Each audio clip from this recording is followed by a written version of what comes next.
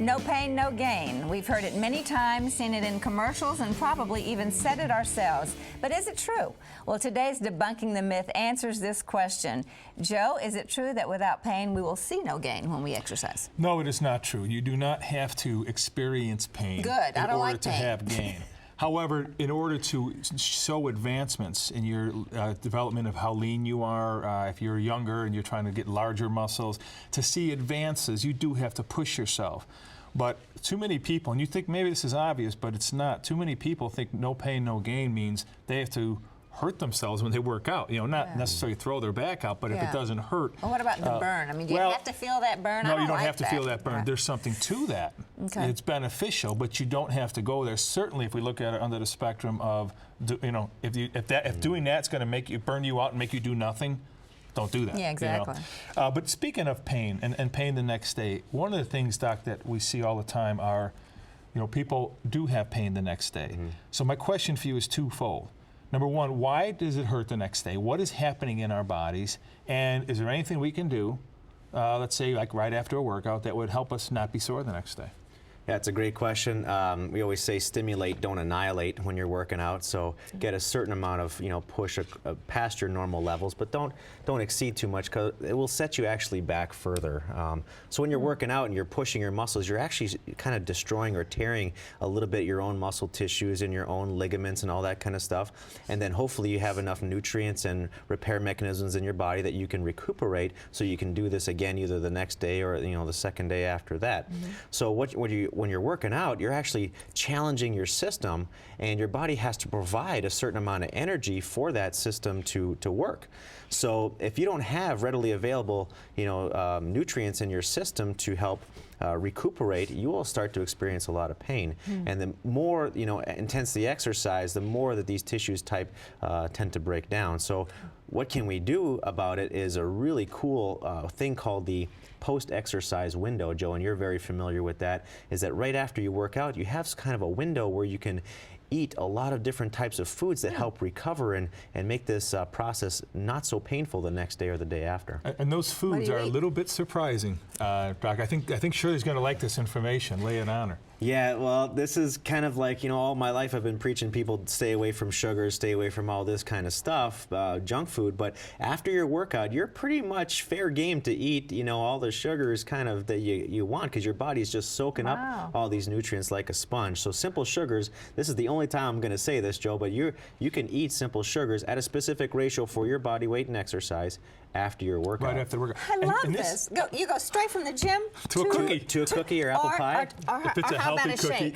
If it's a healthy cookie. But but does that help? Also, I know it helps with your weight control and with your lean mass. Does it also help not being sore the next day? What you're talking about with that? Yes, it does. Because it flushes. What is it?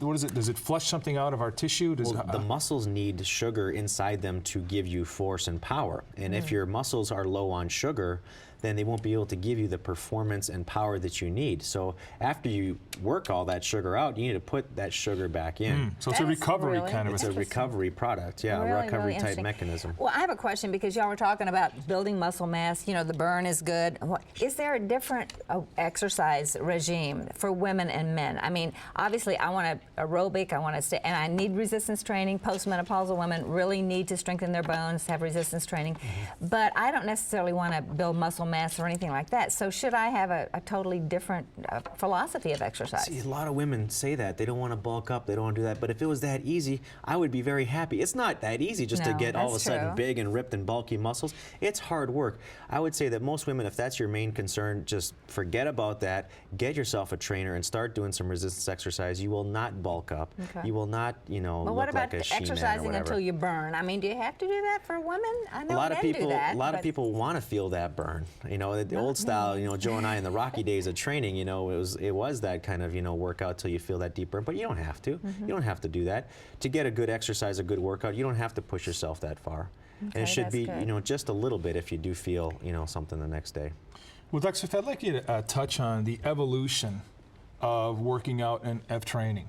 My father started back, we come from a family of bodybuilders. My father was a bodybuilder back in the 40s.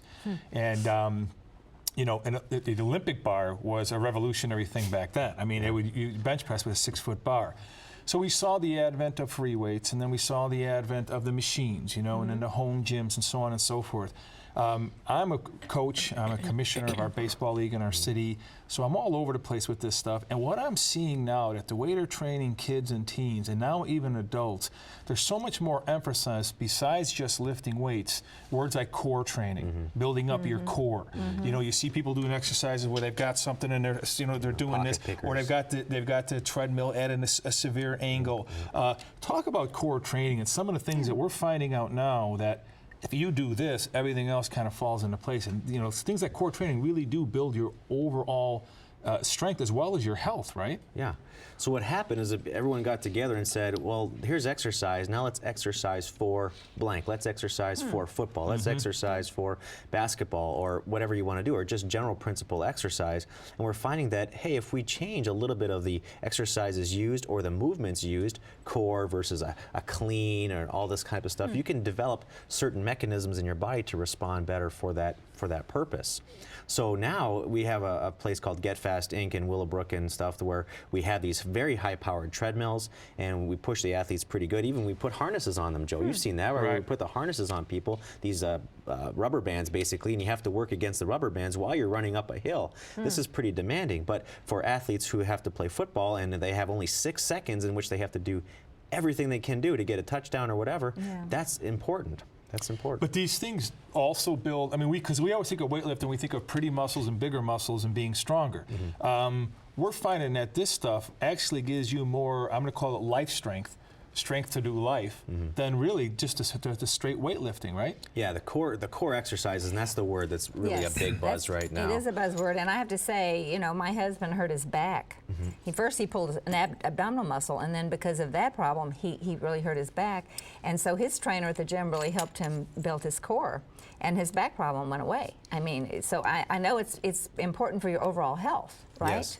Any type of, if you do anything, you want to have a strong core, because that, if the base of your sort of, life is upset, then everything else is kind of weeble wobble on top of that. But the core work on the balls, you see those exercise balls, or even those power plates, you see those Pilates. There's so many different styles of core work, and it's all really good to develop the deep abdominal muscles, which are actually connected to the low back.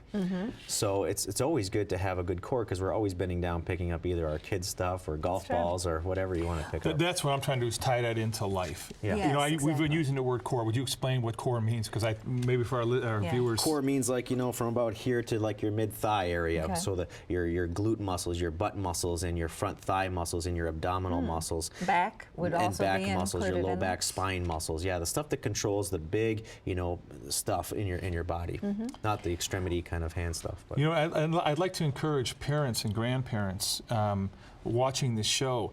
There's a lot of times their kids are not necessarily athletic, okay? They're not the basketball star, not the baseball star. They don't know what to have them do. Getting them into these type of training programs, you don't have to be training for a triathlon, but getting them into the type of these training programs, it makes their overall body stronger, it makes their foundation stronger, and they're more able to navigate. And then guess what? They start getting interested in sports. And I'm such a big believer in sports, not just because of sports, because it keeps kids occupied. We're going to talk more about that when we come back.